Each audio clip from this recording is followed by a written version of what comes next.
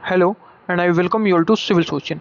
जैसा कि हम सब देख रहे हैं कि राघव चड्ढा साहब ने और उनके साथ अन्य जो आम आदमी पार्टी के 6 और राज्यसभा मेंबर्स थे, उन्होंने आम आदमी पार्टी को क्विट कर दिया है और मर्ज हो गए हैं बीजेपी में।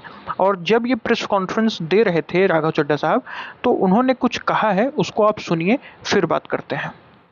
Of India, I just constitution of India ये प्रोविजन देता है हम सबको अपना ये संवैधानिक अधिकार एक्सरसाइज करने का, जिसमें यदि 2/3 से ज्यादा सांसद किसी भी लेजिस्लेटिव पार्टी के यदि किसी दूसरी पार्टी में मर्ज होना चाहें तो वे हो सकते हैं। ये एक संवैधानिक प्रावधान है। ये सुनने के बाद एक जेन्युइन क्वेश्चन अराइज होता है कि क्या सच में जो आपके राज्यसभा एमपीज हैं वो डिस्क्वालिफिकेशन नहीं फेस करेंगे अगर उन्होंने बीजेपी ज्वाइन कर लिया है तब भी? तो आइए देखते हैं कि इसमें हो क्या रहा है। हुआ यह है कि भाई एक लीगल फ्रेमवर्क इस्टेब्लिश होता है एंटी डिफेक्शन लॉ का, जो कि हमारे 10th शेड्यूल में है। और ये जो 52nd कॉन्स्टिट्यूशनल अमेंडमेंट एक्ट है, जो कि 1985 में आया था राजीव गांधी जी के गवर्नमेंट के दौरान, जब राजीव गांधी जी प्रधानमंत्री थे, तो उस समय ये एंटी डिफेक्शन लॉ है वो आया था। और 52nd कॉन्स्टिट्यूशनल अमेंडमेंट एक्ट से इसने कहा था कि भाई एमपीज डिस्क्वालीफाई हो सकते हैं अगर उन्होंने वॉलंटरली गिव अप कर देते हैं वो अपनी पार्टी की मेंबरशिप से, या जो पार्टी की विप है, विप बेसिकली एक पर्सन अपॉइंट होता है किसी भी पार्टी का किसी भी हाउस में, वो विप इशू करता है। विप बेसिकली एक नोटिस होता है कि आपको इस बिल के फेवर में वोट करना है या इस बिल के अगेंस्ट में वोट करना है, या क्या बोलना है क्या नहीं बोलना है, ये वो विप डिसाइड करता है। तो अगर इस विप के भी अगेंस्ट में वो वोट करता है या कोई और कार्य करता है तो भी वो डिस्क्वालीफाई हो सकता है। तो इन मोटा मोटा 2 रूल्स के तहत आप डिस्क्वालिफिकेशन फेस कर सकते हैं। हालांकि इसमें कुछ एक्सेप्शंस भी होते हैं, जिसमें से पैराग्राफ 4 में इसका एक एक्सेप्शन लिखा हुआ है। जो एक्सेप्शन यहाँ सबसे ज़्यादा चर्चा में है कि अगर 2/3 या उससे ज़्यादा मेंबर्स अगर किसी पार्टी के हैं और वो किसी और पार्टी को ज्वाइन कर लेते हैं तो वो एक मर्जर माना जाएगा, उसको डिस्क्वालिफिकेशन की कैटेगरी में नहीं डिनोट किया जाएगा और उसको ट्रीट किया जाएगा एज अ लेजिटिमेट मर्जर। तो ये एक बहुत बड़ी बात होती है, क्योंकि ऑब्वियसली भाई अगर 3 में से 2 मेंबर आपके चले ही जा रहे हैं तो वो तो मर्जर हो गया, वो डिस्क्वालिफिकेशन की कैटेगरी में नहीं आता। हालांकि इसमें हम देख रहे हैं कि यस, मोर देन 2/3 जो आम आदमी पार्टी के राज्यसभा एमपीज हैं उन्होंने बीजेपी ज्वाइन कर लिया है। इसीलिए कहा जा रहा है कि वो लाइकली सेफ है, मतलब ऐसा दिख रहा है कि वो सेफ है डिस्क्वालिफिकेशन से, यानी डिस्क्वालीफाई नहीं होंगे। इसीलिए क्योंकि ये मर्जर के एक्सेप्शन में आ जाएंगे, जो कि एक डिफेक्शन की जैसा ट्रीट नहीं किया जाता। ठीक है, तो इसीलिए नो डिस्क्वालिफिकेशन की चर्चा प्रबल है सबसे ज़्यादा। हालांकि उसमें एक और चीज़ होती है कि ये ऑटोमेटिकली डिसाइड नहीं हो जाता। इसमें क्या होता है कि 2/3 की कंडीशन मीट हुई है कि नहीं, इसका एक पूरा प्रोसीजर होता है। वो प्रोसीजर जो हमारे करंट राज्यसभा चेयरमैन हैं, जो कि हमारे वाइस प्रेसिडेंट भी हैं, जैसा कि हम सब जानते हैं कि वाइस प्रेसिडेंट ही राज्यसभा के चेयरमैन बनते हैं, सीपी राधाकृष्णन साहब, ये डिसाइड करेंगे। सबसे पहले कंप्लेन फाइल होगी, जो कि आम आदमी पार्टी ने कहा है कि हम फाइल करेंगे, और उसके बाद जो चेयरमैन है वो एग्जामाइन करेंगे कि एक फॉर्मल मर्जर है और 2/3 के थ्रेशोल्ड को वैलिड रखता है कि नहीं, यानी 2/3 मेंबरशिप जो बोली जा रही है वो है कि नहीं इनके पास पूरे नंबर्स। और जो चेयरमैन है उसके बाद इवेल्युएट करेंगे, फैक्ट चेक करेंगे और एविडेंस देखेंगे कि सारा चीज़ सही जा रहा है कि नहीं, फिर अपना डिसीजन सुनाएंगे। और ये माना जा रहा है कि जो सीपी राधाकृष्णन साहब हैं वो जो बीजेपी को ज्वाइन किए राघव चड्ढा साहब एंड उनके अदर मेंबर्स, उन्हीं के फेवर में जा सकते हैं। हालांकि वो पॉलिटिकल अपनी आइडियोलॉजी का शिफ्ट दिखाएंगे। हमें तो ये देखना है कि प्रोसीजर कैसा चलता है। तो प्रोसीजर यही है कि राज्यसभा के चेयरमैन का डिसीजन फाइनल होगा, क्योंकि ये केस राज्यसभा का है। अगर लोकसभा का होता तो जो लोकसभा के स्पीकर हैं उनका डिसीजन फाइनल होता। हालांकि एक जो सिंपली हमने ब्रेकअप दिया है कि ये 2/3 का मतलब क्या होता है, ये न्यूमेरिकल रियलिटी मैटर कैसे करती है, ये हम देख लेते हैं। तो न्यूमेरिकल रियलिटी मैटर ऐसे करती है कि भाई जो जैसे अगर किसी के 9 मेंबर हैं तो 2/3 का थ्रेशोल्ड होता है 6, तो वो 6 मेंबर्स के साथ अगर किसी पार्टी को ज्वाइन करते हैं तो डिस्क्वालीफाई नहीं होंगे। हालांकि यहाँ पे जो हमारा क्राइटेरिया है वो आम आदमी पार्टी के पास बताया जा रहा है कि 10 मेंबर्स थे, जिसका 2/3 थ्रेशोल्ड बनता है 6.67। तो अगर 6 मेंबर्स ज्वाइन करते तो वो डिस्क्वालिफिकेशन की कैटेगरी में आ जाते, लेकिन चूंकि 6.67 से ज़्यादा यानी 7 मेंबर्स ने आम आदमी पार्टी छोड़ के बीजेपी ज्वाइन की है तो वो डिस्क्वालिफिकेशन की कैटेगरी में नहीं आएंगे, वो एक सेफ थ्रेशोल्ड को मीट कर जाते हैं। ठीक है, तो ये हमने यहाँ पे देख लिया। लेकिन भाई इसके बाद अगर ऐसा हो जाता है तो इसका इम्पैक्ट आम आदमी पार्टी पे क्या होगा?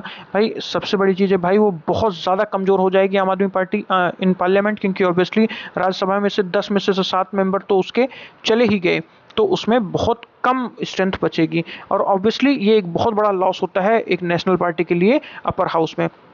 हालांकि आप ये आर्ग्यू कर सकती है आम आदमी पार्टी कि जो जेन्युइन मर्जर ये इसको कहें या ना कहें, इसको इंडिविजुअल डिफेक्शन कहें, क्योंकि फॉर्मल मर्जर एक पार्टी स्ट्रक्चर के साथ होता है, इंडिविजुअली नहीं होता है, इंडिविजुअली किसी विंग के साथ।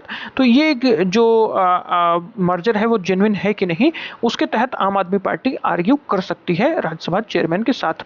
हालांकि बीजेपी को एक बहुत पॉजिटिव इम्पैक्ट है क्योंकि इसकी न्यूमेरिकल स्ट्रेंथ राज्यसभा में बहुत ज़्यादा बढ़ गई है 7 मेंबर्स के लगातार आने से, और उसके बाद जो की लेजिस्लेशंस हैं उसको पास कराने में बीजेपी को बहुत सहूलियत हो जाएगी, जिसके लिए उसको रीजनल पार्टीज पे डिपेंड होना पड़ता था वो डिपेंड नहीं होना पड़ेगा, क्योंकि एक बहुत भारी स्ट्रेंथ आ गई है न्यूमेरिकल स्ट्रेंथ बीजेपी के पास।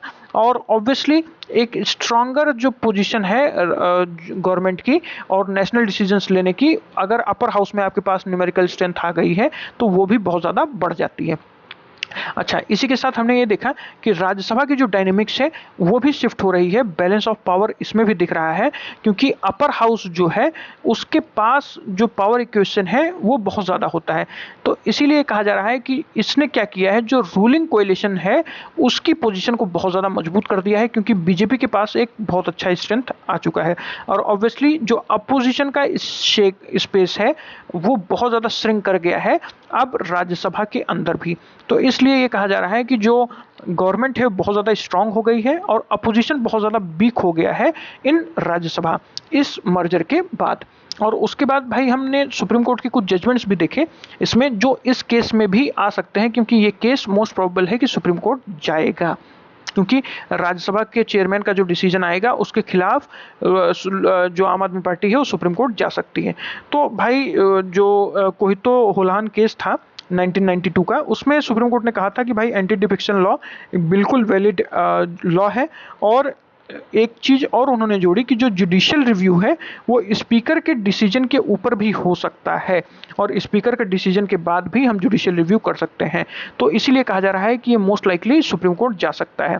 हालांकि एक और जो श्रीमंत बाला साहेब पाटिल का एक केस आया था कर्नाटका असेंबली के अगेंस्ट 2019 में, उसमें भी सुप्रीम कोर्ट ने ये कहा था कि अगर फॉर्मल रेजिग्नेशन नहीं भी होता है, सिर्फ एक्शंस और कंडक्ट के साथ भी वो डिस्क्वालीफाई किए जा सकते हैं अगर अपनी पार्टी के अगेंस्ट काम करते हैं। तो आम आदमी पार्टी इसको भी आर्ग्यू कर सकती है कि राघव चड्ढा बिना हमारे निकाले गए भी आम आदमी पार्टी के अगेंस्ट काम कर रहे थे, तो उनको इस बिना पे भी डिस्क्वालीफाई किया जाना चाहिए। हालांकि कई सारे आर्ग्यूमेंट्स बनते हैं, वो तो सुप्रीम कोर्ट जाने के बाद ही पता चलेगा कि किस तरीके से उनका जजमेंट आता है एंटी डिफेक्शन लॉ के ऊपर।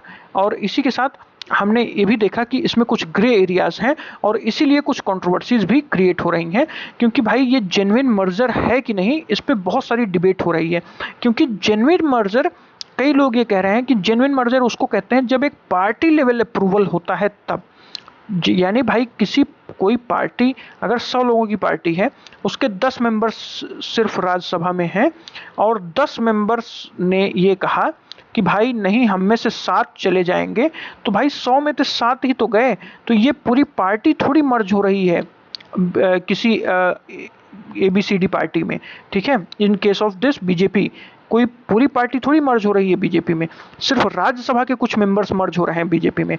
तो ये एक सबसे बड़ा कंटेंशियस इशू बनेगा कि मर्जर किसको कहते हैं, पार्टी लेवल अप्रूवल नहीं है तो भी वो मर्जर कहलाएगा, या सिर्फ एक पार्लियामेंट्री विंग ही खड़ी होकर कह देती है कि भाई हम 10 हैं, हम में से 7 अगर जा रहे हैं तो हम उसको भी मर्जर बोलेंगे।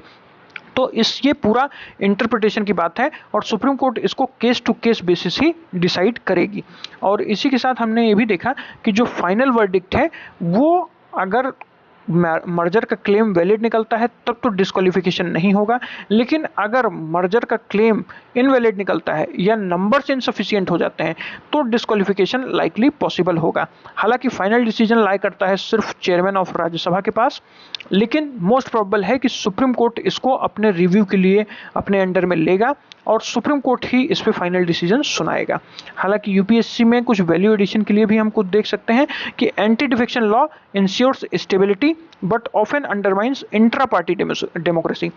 एंटी डिफेक्शन लॉ ने स्टेबिलिटी तो ले आई है गवर्नमेंट में, लेकिन जो इंट्रा पार्टी यानी पार्टियों के अंदर डेमोक्रेसी है उसको अंडरमाइन कर देता है कई बार।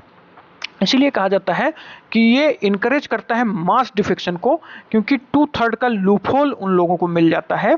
और इसीलिए जो आइडियोलॉजिकल पॉलिटिक्स का वीकनिंग है वो भी देखा जाता है कि आम आदमी पार्टी एक लेफ्ट लीनिंग पार्टी थी, लेकिन उनके मेंबर्स ने डायरेक्टली राइट लीनिंग पार्टी को ज्वाइन कर लिया है एज अ बीजेपी पार्टी।